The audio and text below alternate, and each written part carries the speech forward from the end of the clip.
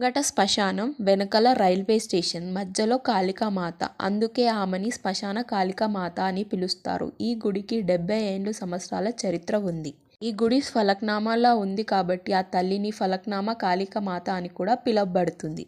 మనం ముడుపు కడితే ఆ గంట శబ్దం తల్లి చెవికి వినిపించి 5 అమావాస్య లోపే మన కోరికలు తీరుస్తుంది. పిల్లలు లేని వాళ్ళు, పెళ్లి కాని వాళ్ళు, ఎలాంటి కోరికలు తీరని వాళ్ళు ఇక్కడ ముడుపు కట్టి 5 అమావాస్యలు లేదా 5 ఆదివారాలు తిరిగితే చాలు ప్రతి ఒక్క సమస్యకి మనకి సొల్యూషన్ అనేది దొరుకుతుంది. ప్రతి ఒక్క కోరికలు తీరుస్తుంది.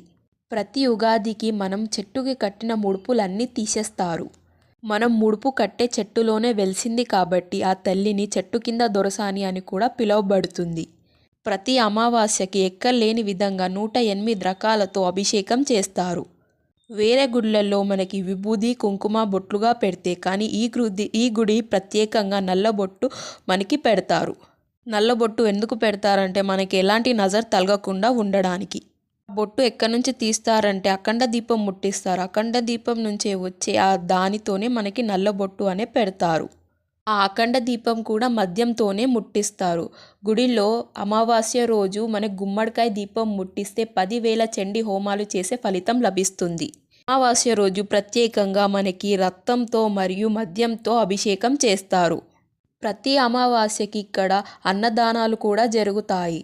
చాలామంది ఎక్కడెక్కడి నుంచి వచ్చి వాళ్ళ కోరికలను తీర్చుకుంటారు. మీరు కూడా వెళ్ళి ఆ తల్లి దర్శనం తీసుకొని మీకు ఎలాంటి కోరికలు ఉన్నా సరే ముడుపు కట్టి కోరికలు తీర్చుకోండి.